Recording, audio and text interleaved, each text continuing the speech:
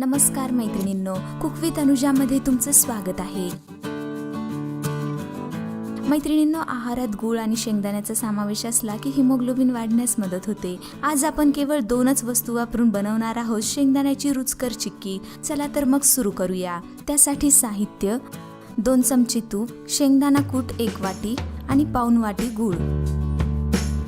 सर्वप्रथम कढईत आपण 1 चमचा तूप टाकूया। तूप गरम झाल्यानंतर गूळ टाकून घेऊन गूळ अशा प्रकारे विरघळून घ्यायचा आहे। गूळ कडक असेल तर चमच्याने गूळ अशा प्रकारे स्मॅश करून घ्या।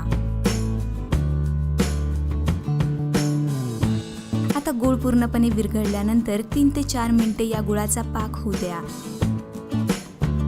मैत्रिणींनो, पाक जितका तयार होईल तितकी वडी कडक होते। पाक तयार झाल्यानंतर शेंगदाण्याचा कूट हळूहळू टाकून घट्ट गोळा तयार करून घ्यायचा आहे।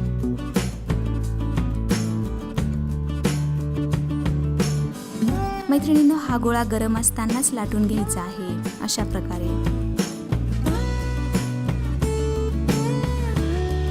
मैत्रिणींनो, पाक करण्यापूर्वीच पोळपाटच्या सरफेसला तूप लावून घ्या, म्हणजे तुमची गडबड होणार नाही।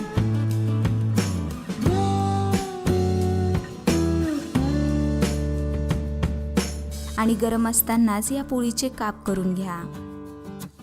ही वडी उपवासासाठी बनवली असल्याने मी यात तिळीचा वापर केला नाही। तुम्ही यात तीळ देखील टाकू शकता, तसेच काजू बदामचे काप देखील टाकू शकता।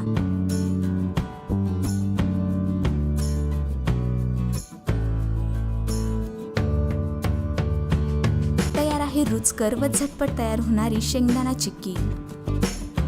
मैत्रिणींनो, रेसिपी आवडल्यास व्हिडिओला लाईक करा आणि रोज नवनवीन रेसिपी पाहण्यासाठी कुक विथ अनुजा या आमच्या YouTube चॅनेलला सबस्क्राईब करून बेल आयकॉनवर प्रेस करा।